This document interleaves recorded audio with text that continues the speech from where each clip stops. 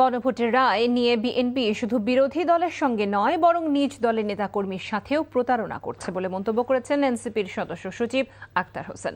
দুপুরে রাজধানীর বাংলা মোটরে দলের কেন্দ্রীয় কার্যালয়ে এক সংবাদ সম্মেলনে তিনি একথা বলেন। জানান, জ্বালানি, অর্থনীতি, সংস্কার, রাজনীতি ও গণভোট নিয়ে রোববার রাজধানীর ডিপ্লোমা ইঞ্জিনিয়ার ইনস্টিটিউটে জাতীয় কনভেনশনের আয়োজন করতে যাচ্ছে এনসিপি। আক্তার হোসেন বলেন, এক রাতের মধ্যেই নতুন ব্যাংক রেগুলেশন আইনের মাধ্যমে লুটেরাদের হাতেই ব্যাংক তুলে দেওয়ার কৌশল নিয়েছে এই সরকার। এতে করে সামনের দিনে ব্যাংক লুটেরা আবারও হাজার হাজার কোটি টাকা লুটপাট করার সুযোগ পাবে।